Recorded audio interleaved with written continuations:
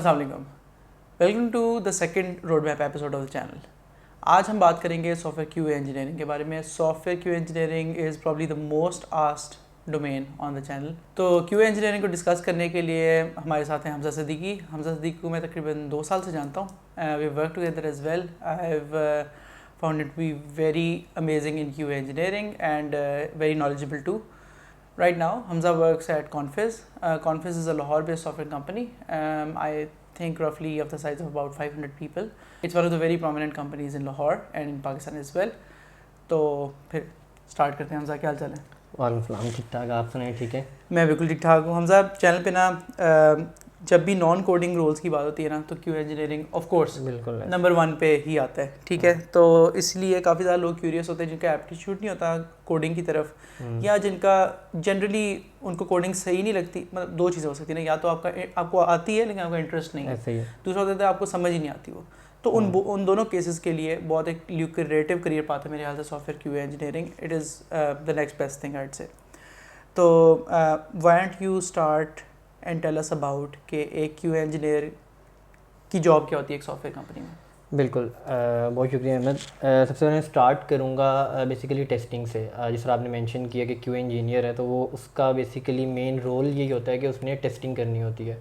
अब सबसे पहले अगर मैं जो है डिस्कस करूँ कि टेस्टिंग होती क्या, व्हाट इज़ टेस्टिंग, तो उसमें बेसिकली हम लोग ये कर रहे होते हैं कि लाइक एक कोई भी प्रोडक्ट है, कोई भी एप्लीकेशन है, तो अगर हमने उसकी टेस्टिंग करनी है, लेट्स से अगर मैं क्यूए इंजीनियर का एक दिन के बात करूँ कि वो जॉब पे जाता है तो वो क्या करता है, जो आपका क्वेश्चन था, तो उसमें जो वो टेस्टिंग कर रहा होता है वो बेसिकली उसका यही होता है कि जो उसकी प्रोडक्ट है, जो प्रोडक्ट बनाई गई है, क्या उसका पर्पस क्या है उस प्रोडक्ट का, वो अपने ऑब्जेक्टिव्स को अचीव कर रहा है कि नहीं कर रहा। लाइक अगर एक फंक्शन है वो बनाया गया सम के लिए, तो वो सम ही कर रहा है कि नहीं कर रहा, वो एग्जैक्ट 2+2 को 4 कर रहा है कि नहीं कर रहा। सो बेसिकली हमारा टेस्टिंग का यही होता है कि हम लोग मैप करें चीज़ों को कि उनकी जो है रिक्वायरमेंट से, कि वो अपनी रिक्वायरमेंट को फुलफ़िल कर रही हैं कि नहीं कर रही।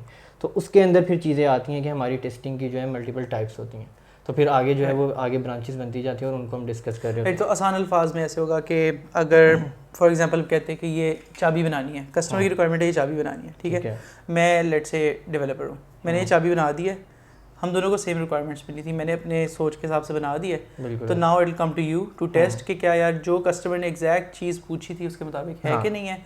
और अगर फॉर एग्जांपल इस चाबी की एग्जांपल ही लेते हैं कि क्या इस चाबी को मैं अगर 10 साल के लिए गाड़ी के लिए इस्तेमाल करूँगा तो ये टूट तो नहीं जाएगी, बिल्कुल ऐसे, या ये अपना 10 साल बाद भी फंक्शन परफॉर्म कर रही होगी। अगर उसका कलर ब्लैक की रिक्वायरमेंट है तो क्या वो कलर एग्जैक्टली उतना ही ब्लैक है या नहीं है, राइट? अच्छा, ये बिल्कुल ऐसे ही है। इसमें ना एक चीज़ में ऐड कर, बिल्कुल सेम चीज़ें हैं, सेम सिनेरियो, सारे सिनेरियोज आपने बताए, 10 साल तक लॉन्ग टर्म लॉन्ग लास्टिंग है कि नहीं है। तो उसमें ये होता है कि जब भी एक टेस्टर टेस्टिंग कर रहा होता है तो वो डेवलपर के माइंडसेट से टेस्टिंग नहीं करता, वो करता है एंड यूज़र के माइंडसेट से। मैं अगर टेस्टिंग कर रहा हूँ तो मैं एंड यूज़र के माइंडसेट से टेस्टिंग करूँ कि एंड यूज़र इस चाबी को किस तरह से यूज़ करेगा। वो फेंक भी देगा, वो कभी एकदम से जो है गाड़ी में लगा के उसकी जो है वो स्टिक भी हो सकती है एक जगह पे। तो ये सारे सिनेरियोज किसी और गाड़ी की चाबी, किसी और गाड़ी की लगा, बिल्कुल ऐसे ही हो सकता है। ठीक है, सही है। तो वो सारे ये तो एक हमने की ले ली एग्जांपल, ठीक है। तो अब एप्लीकेशन के एग्जांपल, वो सारे सिनेरियोज मुझे देखने होते हैं कि जो एक एंड यूज़र कर रहा होता है, और एक चीज़ है कि वही टेस्टर जो है वो सक्सेसफुल होता है जो एंड यूज़र के माइंडसेट से टेस्टिंग कर रहा होता है, राइट। और ये तो एक हार्डवेयर चीज़ है ना, ठीक है, ये एक रियल वर्ल्ड फिजिकल चीज़ है हमारे सामने, राइट? इसका एक्सेस तो कम लोगों के पास होगा। आपकी चाबी कितने 100 लोग, बिल्कुल कम, 100 भी शायद ज़्यादा हो, मतलब बहुत थोड़े से। सॉफ्टवेयर में तो आई थिंक टेस्टिंग की सबसे ज़्यादा चैलेंजिंग इसलिए भी होती है कि पूरी दुनिया को एक्सेस है, टारगेट ऑडियंस आपकी बिल्कुल बढ़ जाती है, तो आपको उन्हीं के लिहाज से जो है वो टेस्टिंग करनी होती है। उसमें मैलिशियस यूजर्स भी होंगे, मैलिशियस यूजर वैसे भी होंगे लोग जो आपको वेबसाइट से पैसे निकालने के लिए आ रहे हैं। तो वो अब इसमें वही आगे टाइप्स आती हैं। अभी तो हमने स्टार्ट किया है, तो इसमें फिर आगे सिक्योरिटी टेस्टिंग आती है। तो उसमें ये सारी चीज़ें देखी जाती हैं कि हमारा कहीं लूप होल ना हो। हम अगर टेस्टिंग कर रहे हैं तो इसमें किसी किस्म का भी लूप होल नहीं होना चाहिए। ठीक है, हम इस एपिसोड से ना आई थिंक हमारा टारगेट ही होना चाहिए कि हम एक तो पहले बताएंगे सॉफ्टवेयर क्वालिटी एश्योरेंस होती क्या, क्योंकि इसकी नॉलेज आई थिंक के बहुत ही रेयर है, राइट? एक तो यूनिवर्सिटीज़ में भी बहुत कम पढ़ाई जाती है, और इंडस्ट्री में भी आके बहुत कम लोगों को पता होता है कि क्यूए इंजीनियरिंग भी एक करियर है, ठीक है। The first part would be that, and the second part would be कि अच्छा, अगर मुझे समझ आ गया कि this first part is something that resonates with me, या मुझे समझ आती है यार हाँ ये मैं कर सकता हूँ, तो उसको अचीव करने के लिए मुझे क्या करना है, बिल्कुल ठीक है। तो आप want to tell us more about कि अब हमने एक एग्जांपल दे दिए कि टेस्टिंग इस तरह होती है. Why don't you tell us more about कि अब टेस्टिंग की टाइप्स क्या होती हैं या क्या चीज़ें होती हैं टेस्टिंग में जो इन्वॉल्व होती हैं. चले मैं टेस्टिंग टाइप से पहले मैं एक चीज़ और मेंशन कर दूं कि इसमें ना हम टेस्टिंग ऑब्जेक्टिव्स क्या हैं, कि हम टेस्टिंग करते ही क्यों हैं. लाइक अगर कोई एक प्रोडक्ट बनाई, कोई एप्लीकेशन बनाई, तो टेस्टिंग का एक बड़ी मिसकंसेप्शन होती है. जब मैं यूनिवर्सिटी में था तो मैं यही समझता था कि बस टेस्टिंग ये है कि मैंने एरर्स निकालने हैं, बग्स निकालने हैं और डेफ को पास करते रहने हैं, तो ये एक टेस्टिंग है बस.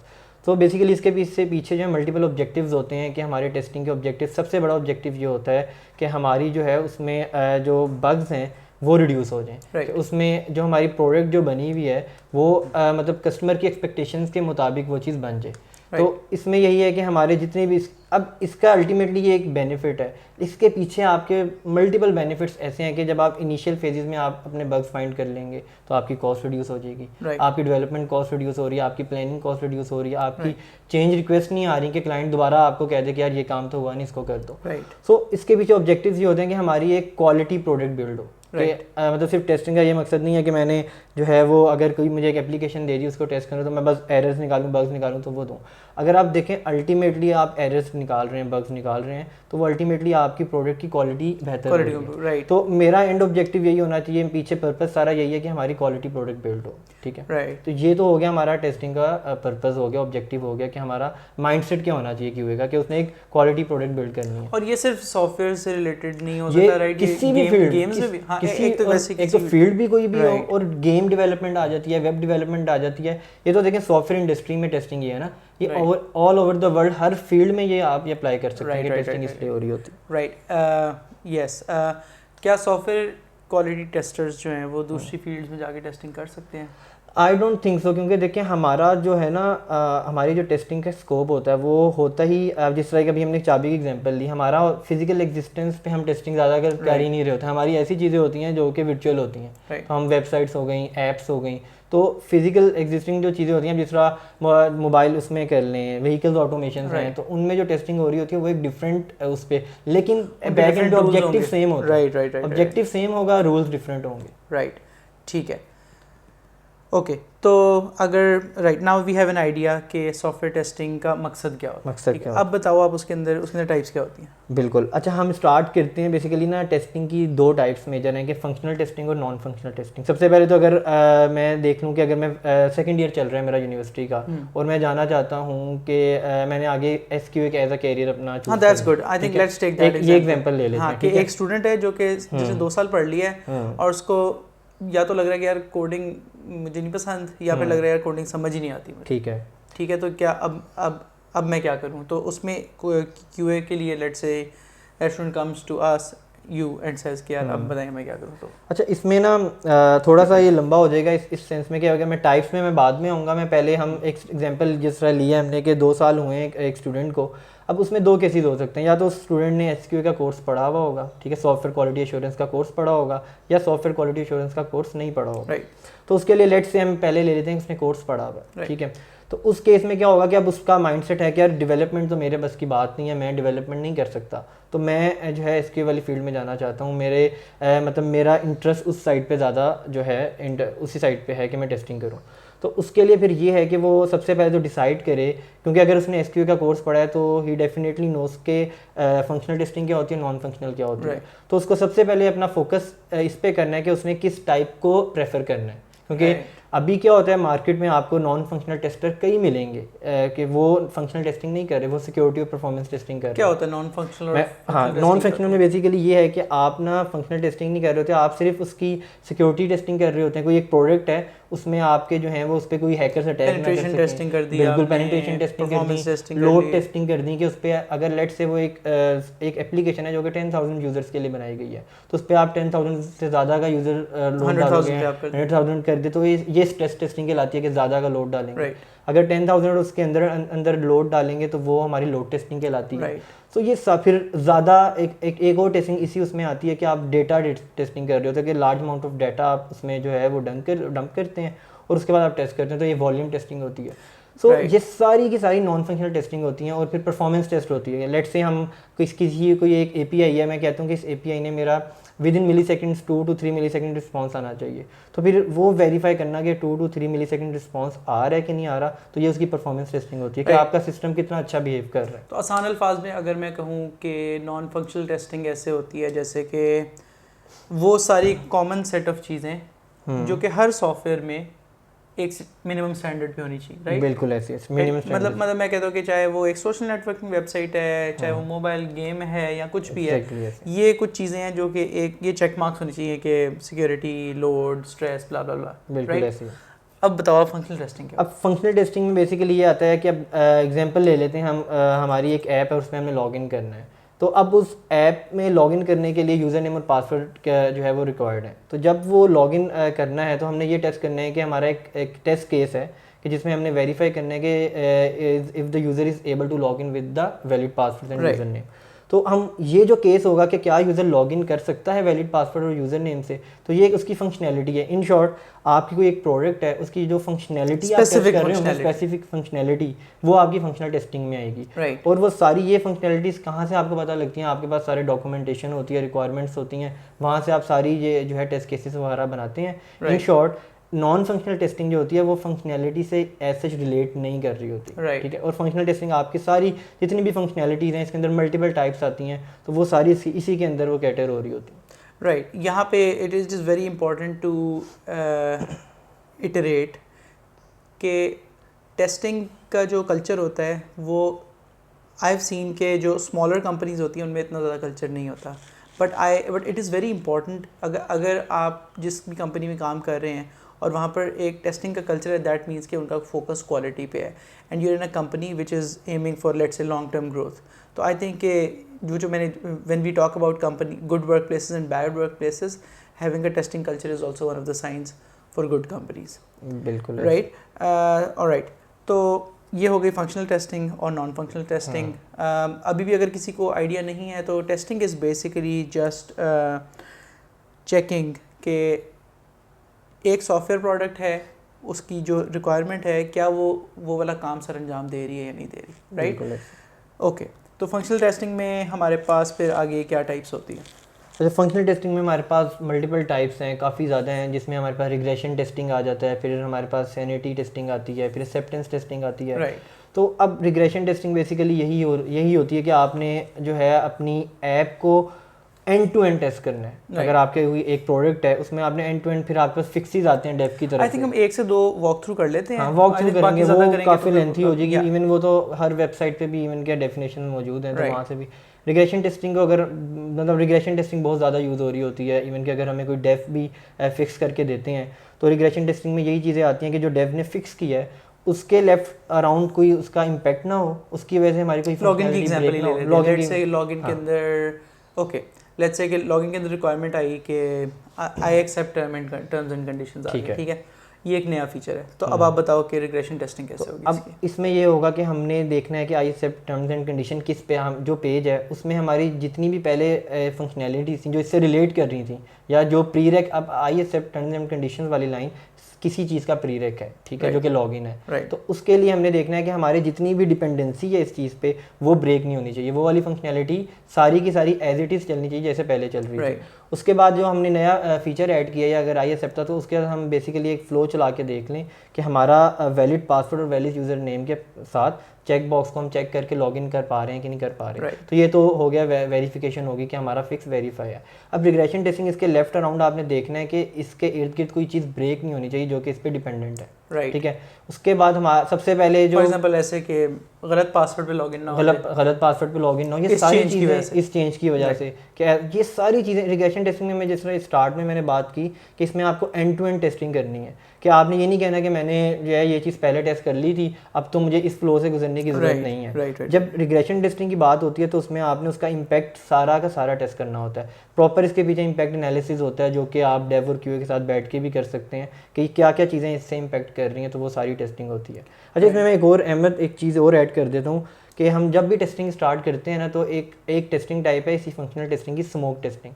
तो सबसे पहले हम वो स्मोक टेस्टिंग करते हैं रिग्रेशन से पहले भी, कि जब हमारे पास बिल्ड आई लाइक जब प्रोडक्ट आई हमारे पास, जो एप्लीकेशन थी, तो उस पर मैंने फ़ौरन ही से रिग्रेशन नहीं रन कर देनी, मैंने सबसे पहले स्मोक रन करनी है कि जो इसका मेन ऑब्जेक्टिव था इस बिल्ड का, लेट से लॉगिन था, मैं सबसे पहले लॉगिन करके देखूंगा, हैप्पी फ्लोज वेरीफाई करूँ कि लॉगिन हो रहा है कि नहीं हो रहा। ये ना हो कि मैं सब चीज़ें नेगेटिव टेस्टिंग पहले कर लूँ, फिर बाद में आगे देखूँ हो तो लॉगिन ही नहीं हो रहा, तो वो तो सारा टाइम सारा वो टाइम। तो स्मोक टेस्टिंग बेसिकली हमारा टाइम, इसका सबसे बड़ा ऑब्जेक्टिव ही है कि वो जो हमारा टाइम बचाए, कि ये ना हो कि बिल्ड फेल हो रही है और हमें एंड पे पता लगे। तो ये एक स्मोक टेस्टिंग भी फंक्शनल टेस्टिंग की टाइप है। सही है, ठीक है। I think we spent enough time in explaining के वो क्या क्या डोमेन्स हैं कि किस टाइप्स की टेस्टिंग है। आई थिंक इससे ज़्यादा डिटेल्स तो शायद किसी भी जो ऑनलाइन कोर्स जो हम अभी ऐड करेंगे डिस्क्रिप्शन में ऐड कर देंगे। तो ओके राइट, सो जिसने अगर एसक्यूएल का कोर्स नहीं किया हुआ, हाँ, उसके लिए हम एक डिस्क्रिप्शन में एक कोर्स ऐड कर देंगे, we will probably find it out and will just put it there, तो you can just do that and then you can be at par with somebody who has done that course. और फिर I think this video will make more sense once you've done that, right? बिल्कुल ऐसे exactly. अच्छा, इसमें एक चीज़ और है कि मैं जब था सेकंड ईयर में, तो मेरा भी यही इंटरेस्ट था उसमें। फिर ये हुआ था कि मैंने तो इवन तो अब तो सॉफ्टवेयर इंजीनियरिंग में सब्जेक्ट है सॉफ्टवेयर क्वालिटी एश्योरेंस का, कुछ यूनिवर्सिटी मैंने PUCIT से किया था और मैंने कंप्यूटर साइंस की डिग्री की थी, उसमें मैंने कोर्स नहीं पढ़ा था। And you graduated in 2019। ठीक है, सही है। सो उसके लिए मैंने कोर्स नहीं पढ़ा था। ये बड़ी अच्छी एग्जांपल होगी कि मैंने अभी कोर्स नहीं पढ़ा था जब मैं जो है वो इस प्रैक्टिकल लाइफ में। तो उससे पहले मुझे आइडिया हो गया था कि इंटरव्यूज़ जब हों, इसके लिए भी एक सेक्शन होगा कि इंटरव्यू की प्रिपेयर कैसे हम SQL के इंटरव्यू प्रिपेयर करें। तो मैंने क्या किया था, मैं बेसिकली जो है वो गुरु 99 है, यूडेमी है, मैंने वहाँ से कोर्सेज़ लेना स्टार्ट किए कि सॉफ्टवेयर क्वालिटी एश्योरेंस है क्या चीज़। क्योंकि सेकंड ईयर में ऐसा पता नहीं होता कि मतलब टेस्टिंग क्या है। हम बेसिकली जब हम लैब्स करते थे तो मुझे अच्छी तरह याद है, हम कहते थे कि यार ये कोड चल रहा है, अच्छा इसमें इशू कोई फाइंड करना है, इसको डिबग करके ये बस कोड के थ्रू मैंने कर लिया तो ये टेस्टिंग है। तो असल जो टेस्टिंग जो फंक्शनल टेस्टिंग होती है वो कोड के थ्रू नहीं हम कर रहे होते, तो वो एज एन एंड यूज़र हम कर रहे होते हैं। तो वो ये सारी चीज़ें जब आप पढ़ते हैं SQL तो आपको आइडिया हो रहा होता है, अच्छा इसमें ये चीज़ें हैं। तो अब एक ऐसा स्टूडेंट जिसने कोर्स नहीं किया हुआ, तो उसके लिए मल्टीपल साइट्स हम लिंक भी अटैच कर देंगे, तो वहाँ से सबसे पहले तो उसको कोर्स लेना पड़ेगा, ताकि उसको बेसिक्स नो हाउ हो कि इसमें है क्या चीज़। और अगर ये कोर्स पेड भी है तो you should probably make that investment, 10-12-15 $15 investment. और अब मैं तो बल्कि प्रेफर ये करूँगा कि पहले पेड ना लें, पहले अनपेड आप सीखें खुद से, जो गुरु 99 से सीखें। मैं तो बल्कि ये प्रेफर करूँगा कि पहले पेड पे ना जाएँ, पहले अनपेड आप सीखें। और अनपेड भी आपको इतना ज़्यादा कंटेंट मिलता है और इतना अच्छा कंटेंट मिलता है, बड़ा लिमिटेड स्कोप होता है उसका। तो सबसे अच्छी एक है कि अगर आप गूगल कर रहे हैं तो गूगल में आपकी सर्च बड़ी मैटर करती है कि आप किस कीवर्ड से सर्च कर रहे हैं। अगर तो आप अच्छे उस पर सर्च पे पहुंच गए तो आपके जो है आपकी अल्टीमेटली फ़ायदा होगा। तो पहले अनपेड सीखें, गुरु 99 पे बेताशा इसका कंटेंट मिलेगा आपको। टूल्स QA इस तरह करके भी वेबसाइट्स हैं जहाँ पे QA की सारी टर्मिनोलॉजीज हैं। बेसिक्स आपको टर्मिनोलॉजीज पेड से नहीं सीखनी चाहिए, बेसिक्स आपको अनपेड से करें। एडवांस लेवल पे जब आप जाना चाह रहे हैं तो फिर पेड पे आएंगे। राइट, ठीक है, साउंड्स गुड। अच्छा, हाँ, आई थिंक हमजा हमने एक चीज़ शायद मिस कर दी है कि मैनुअल और ऑटोमेटेड जो होता है, ठीक है। तो कैन यू एक्सप्लेन कि मैनुअल और ऑटोमेशन में क्या फ़र्क होता है? ठीक है। अच्छा, एक चीज़ इसमें ये है कि अब कुछ QAs नहीं बल्कि कुछ स्टूडेंट्स ये कहते हैं कि यार हमसे तो डेवलपमेंट हो ही नहीं रही, हम तो कोडिंग कर ही नहीं सकते, तो हम QA वाली लाइन में जाना चाहते हैं। तो उनको ये पता होना चाहिए कि कल को उनको ऑटोमेशन भी करवा सकती है अगर उन्होंने ग्रो करना है। देखिए, मैं ये नहीं कहूँगा कि मैनुअल टेस्टर कुछ भी नहीं है, मैनुअल टेस्टिंग नहीं ख़त्म हो सकती, आप जो मर्जी कर लें। लेकिन अगर आप ग्रो करना चाह रहे हैं तो आप दुनिया इवॉल्व हो रही है और मैनुअल भी आहिस्ता आहिस्ता ऑटोमेशन की तरफ शिफ्ट हो रहे हैं। तो अगर तो आपका ये माइंडसेट है कि आपने ज़िंदगी भर कोडिंग नहीं करनी है, आपको कोडिंग से डर लगता है, तो I think you need to change your attitude towards this. ठीक है। तो उसमें थोड़ा सा आपको you don't need to be the best at it, बिल्कुल बेस्ट ना हो आप स्टार्ट करें। आप ये कोई भी नहीं आपको कहेगा कि आप फ़ौरन से ही आप बेस्ट पे पहुंच जाएं और आपको बिल्कुल परफेक्ट हो। और इवन कि अगर ऑटोमेशन आप करना चाह रहे हैं तो उसके लिए आपको बेसिक्स प्रोग्रामिंग आनी चाहिए। हाँ, तो बिल्कुल। आई थिंक एक्चुअली अगर आप मैनुअल QA भी कर रहे हैं, अगर आपको प्रोग्रामिंग की बेसिक्स आती हैं तो वो आपके टेस्टिंग में बहुत वैल्यू ऐड करती हैं। इवन के जिस तरह जो टेस्टर है, मैं तो बल्कि अभी अपने उसमें भी यही कि मुझे भी मेरा भी टीम लीड यही कहते थे कि आपने अगर टेस्टिंग करनी है तो आपको जितना अच्छा इंप्लीमेंटेशन डिटेल्स का पता होगा उतनी अच्छी आप टेस्टिंग करेंगे। इंप्लीमेंटेशन डिटेल्स सारी लॉजिक्स होती हैं जो पीछे लगी होती हैं, वो हमें जब पता होंगी वो तभी हम पता करेंगे जब हमारा इंटरेस्ट होगा टुवर्ड्स कोडिंग, क्या इसमें क्या क्या क्या आपने इंप्लीमेंटेशन। बिल्कुल। तो आपको कोडिंग का चाहे लेट्स से अगर 4 आउट ऑफ 10 भी आपको आती ना, even that will add value. बिल्कुल, that will add value, exactly. तो ये तो हो गया ऑटोमेशन पर्सपेक्टिव से। अगर आप टुवर्ड्स क्यूए जाना चाह रहे हैं तो आपको ऑटोमेशन माइंडसेट से जाना होगा कि मुझे कुछ ना कुछ ऑटोमेशन कर। अगर आप प्योरली मैनुअल में जा रहे हैं तब भी कोई इशू कुछ भी नहीं है, लेकिन फर्क भी बता देते हैं ना मैनुअल ऑटोमेट का। वही चाबी वाली एग्जांपल ले लेते हैं। सो लेट्स लॉगिन की ले लें, बेशक लॉगिन की एग्जांपल, ठीक है। लॉगिन की एग्जांपल ही ले लेते हैं और लॉगिन है, पासवर्ड है और बटन है, ठीक है। बिल्कुल। मैं लेट्स से मैनुअल टेस्टर हूँ, ठीक है। मैं आपको बताता हूँ मैं क्या करूँगा। मैं जाऊँगा, मैं वही वेबसाइट जहाँ पे डिप्लॉयड है वहाँ पर जाऊँगा, मैं यूज़र नेम एंटर करूँगा, मैं गलत पासवर्ड एंटर करूँगा, मैं लॉगिन करके चेक करूँगा कि गलत पासवर्ड पे मुझे लॉगिन नहीं होना चाहिए, और फिर मैं सही पासवर्ड ऐड करके चेक करूँगा और फिर उसमें लॉगिन होना चाहिए। शायद मैं केस इनसेंसिटिव भी टेस्ट कर लूँ कि अगर लेट से मेरा पासवर्ड है टेस्ट 1 2 3 तो मैं कैपिटल T से लिख के देखूँ कि ठीक है वो अलाउ तो नहीं कर रहा मुझे, ठीक है। और इस तरह करके मैं उसके बाद फिर आई थिंक अगर 4-5 ये केसेस टेस्ट कर लूँगा मैं, तो I can be Fairlie confident कि यार लॉगिन इज़ वर्किंग। ये मैनुअल का पहले मैं एक ये भी करूँगा कि एग्जिस्टिंग यूज़र को भी लॉगिन करके देख लूँगा, ठीक है। एक नया यूज़र साइन अप करके उसको भी लॉगिन करके देख लूँगा। This is me doing manual testing. तो let's say if you are an automation engineer, तो हाउ विल यू, मतलब लेट्स से हम दोनों एक ही टीम में, ठीक है, ये एक ही बिल्ड आई है, मेरे पास आई है, मैंने ये काम किया, आप क्या करोगे? मैं सिर्फ एक बटन प्रेस करूंगा, अपना कोड रन कर दूंगा। ये तो एक बड़ा जेनेरिक आंसर है। असल में एंड में होगा ये, मैं आपको बताता हूँ ये कैसे होगा। अब आपने एग्जांपल दी मैनुअल की और आपको इस पे कितना टाइम लग गया होगा कुछ रफली? हाँ, मुझे तकरीबन 15-20 मिनट लग जाएंगे इसके लिए, ठीक है। तो अब मैं एक दफ़ा टाइम, अब आपको जब बिल्ड आएगी तो आप बार 15-20 मिनट लगा के टेस्ट करेंगे, ठीक है। अब ऑटोमेशन में क्या होता है, ये सारे केसेस जो इन्होंने मैनुअल रन किए हैं मैं ऑटोमेट कर दूंगा। मैं थ्रू ये जितने भी हमारे टेस्ट केसेस जो हम मैनुअल रन कर रहे हैं वो हम कोडिंग के थ्रू ऑटोमेट कर देंगे। लेट्स से पहली दफ़ा घंटा लगा लोगे, पहली दफ़ा मैं घंटा क्या मैं कह रहा हूँ, मैं 2 घंटे भी शायद लगा लूँ, मुझे पता है अगली दफ़ा मैंने सिर्फ 1 बटन प्रेस अवे हूँ तो मैं उसको आराम से रन कर सकता हूँ। तो मैं वो सारे सिनेरियोज जो अहमद ने मैनुअली रन किए होंगे, मैं क्या करूँगा वो सारे सिनेरियोज कोडिंग में लिख दूंगा कि जी यूजर नेम एंटर हो, पासवर्ड एंटर हो एंड देन सबमिट पे क्लिक हो, लॉगिन। और वो एज अ ह्यूमन टेस्टिंग कर रहा होगा और आप देख होंगे वेबसाइट में ऑटोमेटिकली फिल हो रहे होंगे, आपके बटन प्रेस आपको चलता हुआ नजर आ रहा होगा। तो अब हुआ क्या, फर्स्ट टाइम पे मेरे 2 घंटे शायद लग गए हों, शायद वो मुझे लग रहा हो ओवरहेड है यार, इतना मैं ओवरकिल क्यों कर रहा हूँ चीज़ों को। लेकिन अल्टीमेटली जब कल को दोबारा चीज़ आएगी तो अगर वही चीज़ टेस्ट करनी होगी तो मैं सिर्फ बटन प्रेस करूँगा, मुझे 20 मिनट लगेंगे, आपको 20 मिनट लगेंगे, राइट।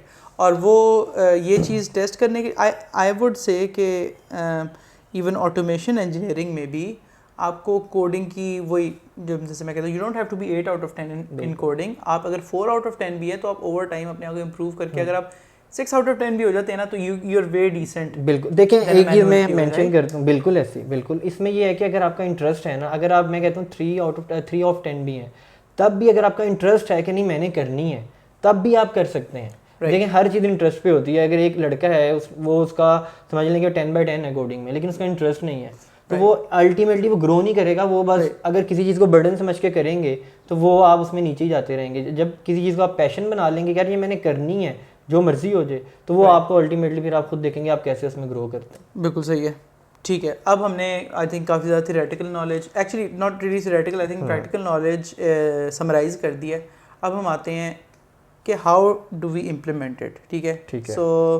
सो अब हम will take the example of the same child who is in their second year, ठीक है। अब उनको पता चल गया कि मुझे टेस्टिंग की तरफ जाना है, व्हाट शुड दे डू? सबसे पहले तो हमने बता दिया कि कोर्स कर लें। बिल्कुल ठीक। अच्छा, इससे पहले मैं एक और चीज़ ऐड कर दूं कि इम्प्लीमेंटेशन पे जाने से पहले क्या हम वो अगर डिस्कस करें कि टेस्टर की वैल्यू क्या होती है, टेस्टर हम कहाँ किन फेजेस में यूज़ कर रहे होते हैं। आजकल एक बड़ा स्टूडेंट्स को होता है, मुझे यही था जब मैं स्टूडेंट था सेकंड ईयर में, तो मैं कहता था यार टेस्टर तो तब की बात है जब प्रोडक्ट बन गई, मेंटेनेंस पे आ गया, टेस्टिंग फेज में आ गया, उसके बाद मैंने टेस्टिंग करनी है, स्टार्टिंग में तो मैंने टेस्टिंग ही नहीं करनी। तो ये एक मिसकंसेप्शन थी जो मेरी क्लियर हुई आके। तो ये मेरा ख्याल एक स्टूडेंट्स को बताया जाए कि टेस्टर किन फेजेस में इन्वॉल्व होता है, ना कि आखिर में आने। राइट श्योर हाँ तो डेफिनेटली अगर हम देखें सॉफ्टवेयर टेस्टिंग लाइफ साइकिल है जिस तरह, तो उसके भी कई फेजेस हैं। अब SDLC में टेस्टर आपके रिक्वायरमेंट एनालिसिस पहला फेज़ है, तो वहीं से स्टार्ट हो जाता है टेस्टर कि जितनी भी रिक्वायरमेंट गैदरिंग हो रही है तो वहाँ उसमें टेस्टर भी बैठता है और रिक्वायरमेंट गैदर कर रहा होता है Right. और उसी को साथ साथ वो रिफाइन भी करता है। अब बेसिकली Right. होता है क्या है, हमें ये पता है कि प्रोडक्ट बन गई, लॉगिन कर लिया, लॉगिन करके जो हमने टेस्टिंग की तो दैट इज़ द टेस्टिंग, सिर्फ यही स्कोप है। ऐसा नहीं है, टेस्टिंग आगे एक स्टैटिक टेस्टिंग है और डायनेमिक टेस्टिंग है। डायनेमिक टेस्टिंग हम जो अभी कर रहे थे, जो हमने लॉगिन की एग्जांपल दी, ये एक डायनेमिक टेस्टिंग है। स्टैटिक टेस्टिंग क्या होती है, आपके पास रिक्वायरमेंट्स आई, आपने लिखी और फिर उसको आप रिफाइन कर रहे हैं। अच्छा ये यूज़लेस है, ये चीज़ निकल जाएगी, ये चीज़ चेंज हो जाएगी, मतलब अपने डॉक्यूमेंट को आप रिफाइन कर रहे हैं, आप अपनी रिक्वायरमेंट्स को गैदर करके रिफाइन कर रहे हैं। तो वो सारी एक स्टैटिक टेस्टिंग में आ रही होती है। तो मतलब रिक्वायरमेंट एनालिसिस से लेके हर फेज़ में ऑलमोस्ट सिवाय 2 कोडिंग के और डिज़ाइन के जो फेज़ हैं, उनके अलावा टेस्टर हर फेज़ में इन्वॉल्व रहता है। फॉर श्योर बिल्कुल। आई वुड से कि डेवलपर से भी ज़्यादा क्लोज होते हैं प्रोडक्ट के। सो हो सकता है लेट्स से मैं एज अ डेवलपर अगर लेट्स से हम एक फ़्लाइट सर्च वेबसाइट की बात कर लेते हैं, ठीक है, यहाँ फ्लाइट सर्च वेबसाइट की बात कर लेते हैं, उसमें मैं सिर्फ सर्च पे काम कर रहा हूँ और कोई एक और इंजीनियर है वो चेकआउट पे काम कर रहा है, लेट्स से, ठीक है। But as a tester you will be searching as well, you'll be doing checkout as well, you'll also be checking the reports, emails आ रही है कि नहीं आ रही।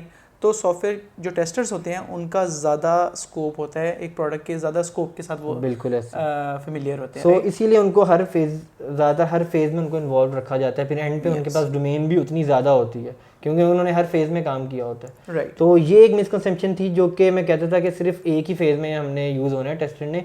तो टेस्टर्स आज के स्टूडेंट्स को जो सेकंड ईयर में है, थर्ड ईयर में, उनको पता होना चाहिए कि हमने फ्यूचर में जाके कितनी वैल्यू ऐड कर रहे हैं, हम किन किन फेजेस में हम ऐड हैं। ना कि सिर्फ ये कि आपने क्या किया, अच्छा हमने तो लॉगिन टेस्ट करना है या हमने लेट से रिजल्ट्स टेस्ट करने हैं, तो वो आई थिंक रियल वैल्यू आप तभी ऐड कर सकते हैं जब आप एज एन एंड यूज़र सोच रहे हो स्टार्ट से लेके एंड तक। बिल्कुल राइट। हाँ वेरी फेयर पॉइंट। ग्रेट। अच्छा तो कोर्स कर लिया जिसने भी करना था, ठीक है, and then getting to know the terms, जो टाइप्स ऑफ टेस्टिंग हैं, और अगर हाँ आई थिंक कि ये शुरू में ही आपको पिक कर लेना चाहिए कि यार मैंने स्टार्ट मैनुअल से करना है या ऑटोमेशन से करना है। बिल्कुल। अगर दोनों में पढ़ लेंगे तो फिर स्टार्ट में करना है, कंफ्यूज हो जाएंगे, राइट। बिल्कुल ऐसे। अगर आप लेट से एवरेज हैं कोडिंग के अंदर तो आप ऑटोमेशन से स्टार्ट कर लें, राइट, रूल ऑफ थंब सही होगा। अच्छा इसमें ये है कि थोड़ा सा इसमें मैं ऐड करूंगा कि फ़ौरन से ना ऑटोमेशन में डाइव करें। हाँ पहले आपको अगर लेट से एक बंदा है उसने प्रैक्टिकल इंप्लीमेंटेशन की ही नहीं मैनुअल की, उसको हम फ़ौरन ऑटोमेशन पे लगा देंगे तो माइट भी वो थोड़ा सा डिसबैलेंस हो कि यार ये मैं क्या कर रहा हूँ कि मतलब मुझे तो आपको पहले मैनुअल टेस्टिंग करनी चाहिए। उसके बाद आपका माइंड है ना ऑटोमेशन का, तो आपने फिर अगर ग्रो करना चाह रहे हैं कि यार मैं भी ग्रो करूं, मैं भी जो है वो डेवलपमेंट करूं, मैं भी एक होता है ना इंसान को खुद होता है कि यार मैं भी कोड करूं, राइट। तो फिर उसके लिए आपको जो है जब आपने बेसिक्स आपकी क्लियर होगी मैनुअल में तो आप ऑटोमेशन में डाइव करेंगे। लेकिन गोल आपका क्लियर हो, राइट, गोल क्लियर शुरू से कि यार मैंने मैनुअल में ही जाना है या मैंने ऑटोमेशन में जाना है। मेरा गोल क्लियर था, मुझे था कि मैंने मैनुअल नहीं करनी, सिर्फ मैंने साथ साथ ऑटोमेशन भी करनी है, तो मैं इसी तरह जो है ऑटोमेशन भी कर रहा हूँ। ग्रेट, सही है। ओके तो आपने ये दोनों पार्ट्स में से डिसाइड कर लिया एंड देन यू स्टार्टेड।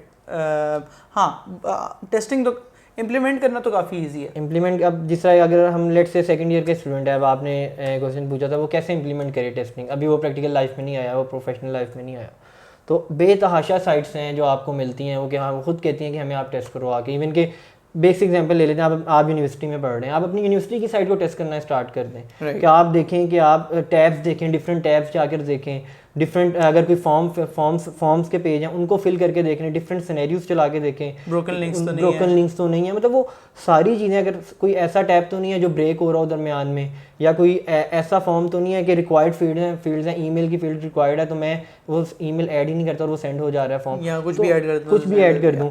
सो ये बेसिक, ये सबसे बेसिक बता रहा हूँ कि आप यहाँ से भी स्टार्ट कर सकते हैं अपनी यूनिवर्सिटी। बाकी पूरी दुनिया आपके पास अवेलेबल है, हर चीज़ आप कोई भी वेबसाइट पकड़ लें और वहाँ पे टेस्ट करना। मैं कहता हूँ आप माइक्रोसॉफ्ट की वेबसाइट पकड़ें, आप उसको टेस्ट करना स्टार्ट करें, और अगर माइक्रोसॉफ्ट का बग रिपोर्ट करेंगे तो आपको बग बाउंटी भी बिल्कुल आप इस तरह रिपोर्ट भी करें। एप्पल कहता है आप हमारे बग रिपोर्ट करें, एप्पल की, गूगल की, एंड्रॉयड की, फेसबुक के, इन सारों के बग बाउंटी प्रोग्राम्स भी होते हैं। बिल्कुल, और वो बेसिकली यही होते हैं कि आप हमें हमारे बग्स बताएं तो हम आपको बाउंटी देंगे। तो या ये भी पॉसिबिलिटी, तो आई थिंक एक्सक्यूज़ तो कोई नहीं है, कोई यार मेरे पास मौका नहीं मिला मुझे टेस्टिंग करने का, तो वेबसाइट पे तहाशा है, आप एग्जांपल है पाकिस्तान में आप हैं तो आप दराज की वेबसाइट टेस्ट कर लें ऐसे फॉर ही। एग्जांपल आप और चेकआउट सबसे अगर आप कहते हैं कि यार वो भी मेरे से नहीं हो रहा, लेट्स से आप कहते हैं हाँ। नहीं, आपके सेमेस्टर प्रोजेक्ट्स होते हैं, ठीक है, और फॉर श्योर आप उतना काम नहीं करते होंगे सेमेस्टर प्रोजेक्ट में जितना एक डेव कर रहा होगा, ठीक है, तो आपने डॉक्यूमेंटेशन कर लिया, आपने सब कुछ कर लिया, तो आप कहेंगे ये वाली प्रोडक्ट मैंने अकेले में टेस्ट करनी है, मैं आपको सारी टेस्टिंग करके, तो वो एक बड़ा एक आपका अच्छा एक्सपोजर होगा उसमें जो आप टेस्टिंग कर रहे हैं। वॉलंटियर कर लें आप, वॉलंटियर कर लें यूनिवर्सिटी में, बिल्कुल ऐसे, राइट, ठीक है, हाँ सही, इम्प्लीमेंटेशन यहाँ पे हो गई। एंड मूविंग ऑन, राइट, हाँ अब इसके बाद ये चीज़ रह गई है कि लेट्स से मैंने आपकी सारी बात सुन ली, मैंने कोर्स भी ले लिया, मैंने इम्प्लीमेंटेशन करके भी देख ली, मैंने लोगों को वैल्यू ऐड करना भी शुरू किया। आप बताएं कि जब मैं ग्रेजुएट करूँगा तो मैंने इंटरव्यू तो देना ही है, बिल्कुल ऐसे। तो इंटरव्यू की तैयारी कैसे करें? अच्छा, इंटरव्यू में ना हमारे 3 सब्जेक्ट्स होते हैं जो कि मेजर होते हैं इसमें। एक तो है ऊप का सब्जेक्ट, ऑब्जेक्ट ओरिएंटेड प्रोग्रामिंग, उसके बाद हमारा डेटाबेस का सब्जेक्ट आता है, उसके बाद हमारा सॉफ्टवेयर क्वालिटी एश्योरेंस आती है। सो इसमें ऐसा होता है, डिवाइड होते हैं, मैं अगर परसेंटेज बताऊं तो उसमें 60% सॉफ्टवेयर क्वालिटी एश्योरेंस से आप करें और बाकी 20-20 जो है वो डेटाबेस और ऊप से करें। ऊप से घबराने की बात ये नहीं है कि हमसे कोई हैवी प्रोग्राम्स लिखवा लिए जाएंगे, बेसिक्स पता होने चाहिए। ऊप के 4 पिलर्स जो हैं, पॉलीमॉर्फिज्म है, इनहेरिटेंस वगैरह, बेसिक कॉन्सेप्ट्स आपके क्लियर होने चाहिए। अगर जब वो क्लियर होंगे तो उसमें आपसे सिर्फ यही चीज़ें पूछी जाती हैं, बाकी जो प्रोग्रामिंग्स होती हैं वो आपसे मतलब एज सच इतनी हैवी प्रोग्रामिंग नहीं पूछी जाती, इवन ऑटोमेशन के लिए। अब मेरा इंटरव्यू ऑटोमेशन के लिए भी था तो उसमें जो है वो कुछ प्रोग्रामिंग के क्वेश्चंस भी थे, तो वो एज सच ऐसी प्रोग्रामिंग के क्वेश्चंस नहीं होते जो किसी एक डेफ से पूछे जाते हैं या डीएसए का क्वेश्चन आ जाए, वो नहीं होगा, ठीक है। उसके बाद आते हैं डेटाबेस पे। डेटाबेस आपकी ग्रिप होनी चाहिए। लेकिन क्यूए जितने भी हैं वो एसक्यूएल क्यूरीज रन कर रहे हैं, वो क्यूरीज बना रहे हैं। आप कभी ग्रो कर ही नहीं सकते अगर आपको डेटाबेस नहीं आती। तो इवन कि अगर आपने कोई बग भी रिपोर्ट कर दी है इसमें डेटाबेस इन्वॉल्व है और आपको डेटाबेस का पता ही ना हो क्यूरीज का, तो आप कैसे उसको इन्वेस्टिगेट करेंगे, कैसे उसका रूट कॉज करेंगे? लेट्स से हम फ्लाइट सर्च की एग्जांपल ही ले लेते हैं। आपने फ्लाइट सर्च की कि लाहौर से लंदन की फ़्लाइट के मुझे लाहौर से लंदन की फ़्लाइट है और मुझे उसका लेट्स से फेयर निकालना है, ठीक है। फेयर आ गया लेट्स से $8,000 आ गया। अब आपको क्लियरली पता है एक फ़्लाइट का 8,000 आ गया लेट्स से, ठीक है। अब वो क्लियरली पता है कि बाकी सब का इतना नहीं है, इसका ज़्यादा है, तो ये गलत हो सकता है। अब आपने वेरीफाई तो करना ही है। अब आपको ये नहीं पता कि क्या वो डेटाबेस में गलत स्टोर हुआ है या फिर वो आपको गलत नज़र आ रहा है, ऐसा ही है, फ्रंट एंड की वजह से कोई गलत नज़र आ रहा है। तो आई थिंक डेटाबेसेस तो बैकबोन है, समझ कि ये आपको करनी ही करनी है क्योंकि वो सोर्स ऑफ ट्रूथ है ना, सोर्स ऑफ ट्रूथ है जहाँ से आपने मैप करनी है चीज़ें अगर डेटाबेस टेस्टिंग कर रहे हैं। इसके लिए एक अलहदा से हमारे पास जो है वो डेडिकेटेड रिसोर्स भी होते हैं जो कि सिर्फ डेटाबेस को टेस्टिंग कर रहे होते हैं। तो इसके लेकिन अच्छा अगर आपने वही आप वाली बात ग्रो करना चाह रहे हैं तो आपको ये चीज़ आनी चाहिए। मैंने अपनी टीम्स में जो अच्छे इंजीनियर्स में और एवरेज इंजीनियर्स में फ़र्क यही देखा है कि जो अच्छे इंजीनियर्स होते हैं ना वो डेवलपर्स का एटलीस्ट हाफ टाइम बचा लेते हैं। वो किस तरह बचाते हैं? क्योंकि उनको एटलीस्ट पता होता है कि बिहाइंड द सीन चल क्या रहा है। तो वो बजाय इसके कि वो सिर्फ ये बताएं कि यार ये चीज़ नहीं चल रही, वो कहते हैं ये चीज़ इसलिए नहीं चल रही क्योंकि उस टेबल में इस रो में ये डेटा है लेकिन यहाँ पे ये नज़र आना चाहिए और ये नहीं आ रहा क्योंकि मैंने ये इनपुट की थी। तो वो डायमेंशन ही डिफरेंट हो जाती है। और ये बड़ा फ़ायदा देखें अच्छे टेस्टर की निशानी भी है, वो सिर्फ ये ना कहे कि अहमद ये बग है इसको रिजॉल्व कर दो, वो ये कहे कि ये बग है और इस वजह से आ रहा है जो आपने बताया, वो सारी इन्वेस्टिगेशन रूट कॉज करके आ रहा है आपके पास और वो तब करके आ रहा है जब उसको डेटाबेस का जब उसको सारी इम्प्लीमेंटेशन का पता है पीछे। अगर आप ऐसे क्यों इंजीनियर बन जाए ना जिस तरह के मतलब मैंने आपको बताया, जैसे मेरी I've been very lucky to have been working with very smart QAs, you being one of them as well. Thank you. तो अगर आप ऐसे इंजीनियर बन जाए ना QA engineer, I can guarantee that you will be indispensable in any team. क्योंकि आप developers के फेवरेट QA होगे, ठीक है, आप अपने प्रोजेक्ट मैनेजर के भी फेवरेट QA होगे क्योंकि आप डेवलपर्स का टाइम बचा रहे हो। उनको पता है कि यार ये सिर्फ मसले नहीं बताता, ये आधा हल बता चुका होता है पहले से और सोल्यूशन भी दे रहा है। राइट। तो वो आप अपनी टीम में और आपकी डोमेन नॉलेज भी हो सकता है आपके टीम लीड से भी ज़्यादा हो क्योंकि आप closer to the sun, closer to the source हैं और डेवलपर से भी ज़्यादा हो आपकी। तो QAs can actually be very indispensable for projects. और हाँ आई थिंक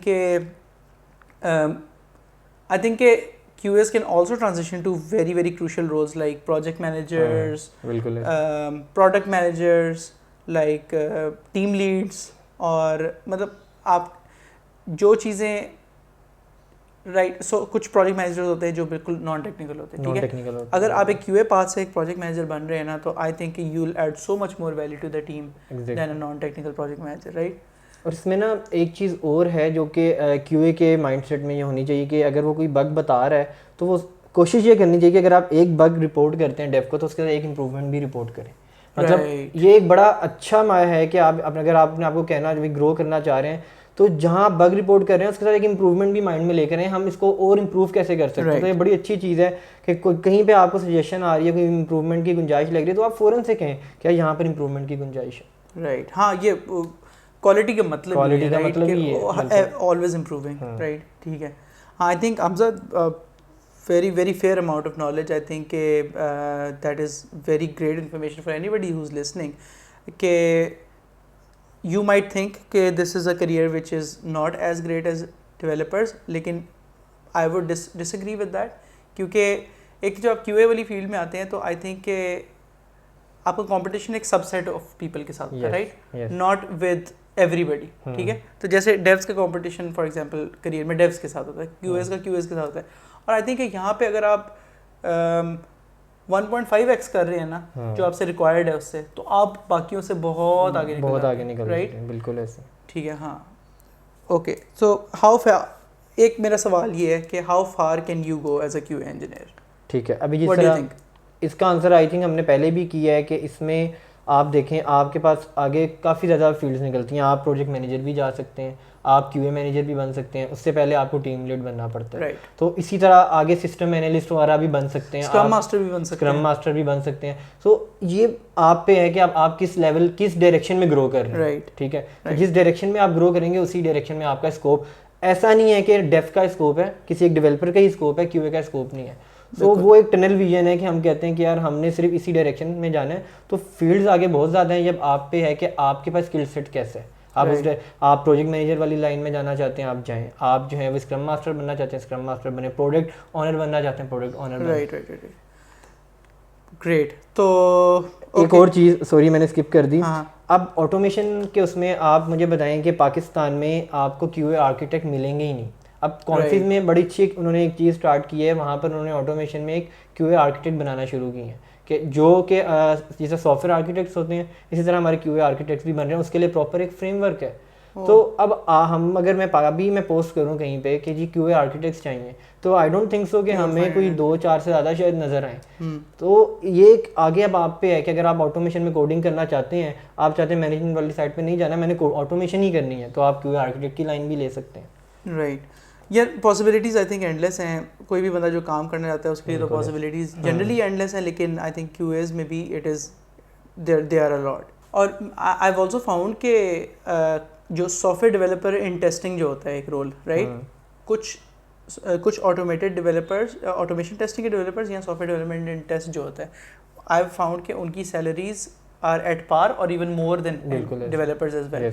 तो मतलब ग्रोथ का वो भी एक तरीका है। तो या आई थिंक काफ़ी सारी चीज़ें हमने कवर कर ली हैं, और अगर कोई आपको चीज़ अभी भी क्लियर नहीं है तो हमजा के अंदर रीच आउट टू यू, कहाँ पे कर सकते हैं? वो कहीं पे भी, फेसबुक पे कर दें, कहीं लिंक्डइन पे कर दें, कहीं पे भी कर दें। I will add your LinkedIn, तो आप लिंक्डइन पे रीच आउट कर लें। और हाँ हमजा, हाँ, आई एम ऑल्सो क्यूरियस के what do you think about Confiz as a software company? How, if you can just tell me about के how did you enter Confiz and then how was it? मेरे साथ ना, मैं अगर स्टोरी बताऊँ मैं किस तरह एंटर हुआ कॉन्फिज में, तो मेरे साथ बड़ा अच्छा, मैं बड़ा लकी रहा हूँ इस केस में कि मुझे याद है मेरे फाइनल सेमेस्टर्स के पेपर होने थे फाइनल के, तो अब उससे पहले इंटरव्यूज स्टार्ट हो जाते हैं। जब आप फाइनल ईयर्स में आते हैं तो आप देख रहे होते हैं कि आपका एक दोस्त हायर हो गया, दूसरा भी हायर हो गया, आप फिर अपने आप को सोच रहे होते हैं कि यार मेरा क्या बनेगा। तो इसी तरह मेरे भी सर्कल में काफ़ी लोग हायर होना शुरू हो गए। मैंने कहा यार मैं तो अभी तक बैठा हूँ, मैं क्या कर रहा हूँ। तो इसी तरह मैं लिंक्डइन पे देख रहा था, जो है कॉन्फिस की जो है ओपनिंग टाइम ही थी और वहाँ पर फ्रेशर्स हायर कर रहे थे। मैंने अपनी CV ऐसी जो है वो ड्रॉप कर दी कि यार चलो मैं भी इंटरव्यू दूँ, मे भी चांस बन जाए कोई। तो इसी तरह जो है वो मिड्स भी नहीं हुए थे, हमारे इंटरव्यूज़ हो गए। तो अब मैं वेट कर रहा था कि शायद जो है मेरा मतलब 3-4 इंटरव्यूज़ मेरे हुए कॉन्फिस में, और मैं बस वेट कर रहा था कि शायद अब आ जाए कॉल, अब आ जाए। मेरे एक साथ मेरे जो हैं वो फेलोज़ भी थे, उनको तो कॉल आ गई, लेकिन मुझे कॉल नहीं आई, और आगे ईद की छुट्टियाँ भी थी। अब मैं बड़ा परेशान, डिसहार्ट के, यार मेरे तो सारे फेलोज़ चले गए कॉन्फिस, मतलब उनका तो हो गया, मेरा नहीं हुआ, मुझे कॉल नहीं आई। आनी होती तो इससे पहले आ जाती। तो ईद के वेरी फर्स्ट डे, ईद के बाद मुझे कॉन्फिस की तरफ से कॉल आ गई कि आप जो हैं हायर हैं, आपका हम ऑफर लेटर सेंड कर रहे हैं, तो आप काइंडली उसको जो है फिल कर दें। तो मैं बड़ा खुश हुआ कि यार अभी हमारे मिड्स हुए हैं और फाइनल भी नहीं हुए। राइट। तो मेरी जॉब की एक देखें, एक जो ऑब्वियस सी बात है, बहुत बड़ी टेंशन होती है कि एक बंदा अगर ग्रेजुएट हो रहा है तो उसकी जॉब होनी चाहिए, क्योंकि हर बंदा उससे एक्सपेक्टेशंस उसकी सेट होती हैं, उसके पेरेंट्स की एक्सपेक्टेशंस होती हैं, मेरा बच्चा ग्रेजुएट हो रहा है तो कुछ ना कुछ जो है अर्न करेगा। तो इसी तरह मैं अल्लाह का बड़ा शुक्र इस पे बल्कि अदा करता हूँ कि मेरी ग्रेजुएशन से पहले, ये टेंशन आने से पहले मेरी टेंशन ख़त्म हो गई मेरी।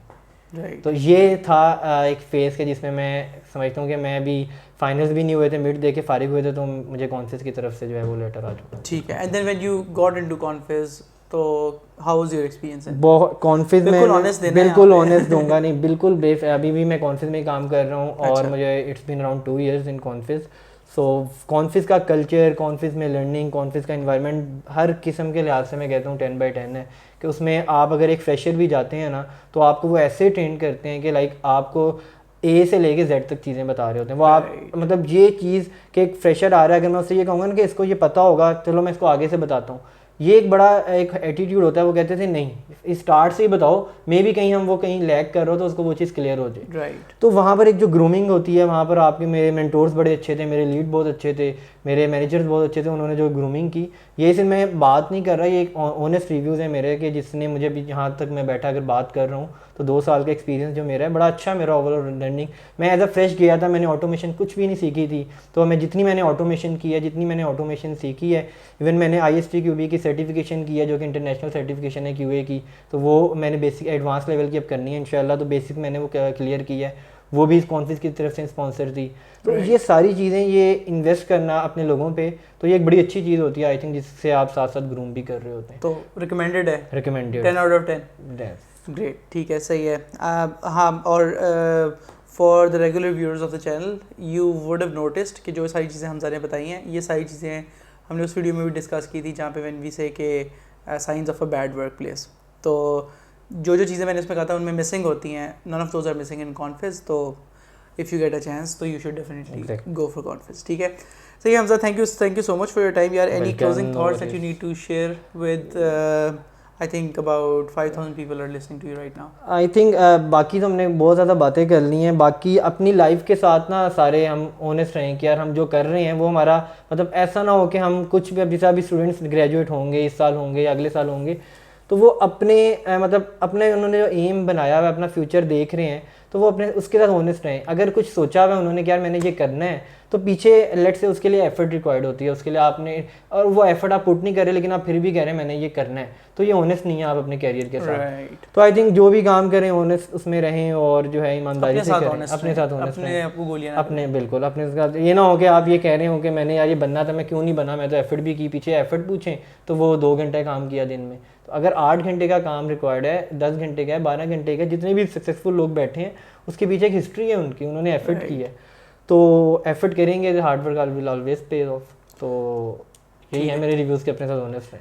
सही है जी। On that note, thank you Hamza for your time. इंशाल्लाह फिर मुलाकात होगी होपफुली चैनल पे। तो alright, and for all of you, thank you so much for watching this episode. आप if you have any personal questions you can ask them to me on Instagram. आप Facebook पर group join कर सकते हैं, वहाँ पर हम सारी चैनल से रिलेटेड बातें करते हैं, फ्यूचर की एपिसोड से रिलेटेड, और अगर आपके कोई कलेक्टिवली क्वेश्चंस जो डिफरेंट लोग आंसर कर सकते हो। इसके अलावा आप इस पॉडकास्ट को गूगल पॉडकास्ट पर और एप्पल पॉडकास्ट पर भी सुन सकते हैं। एंड ऑन दैट नोट, अल्लाह हाफिज़, see you in the next one, bye.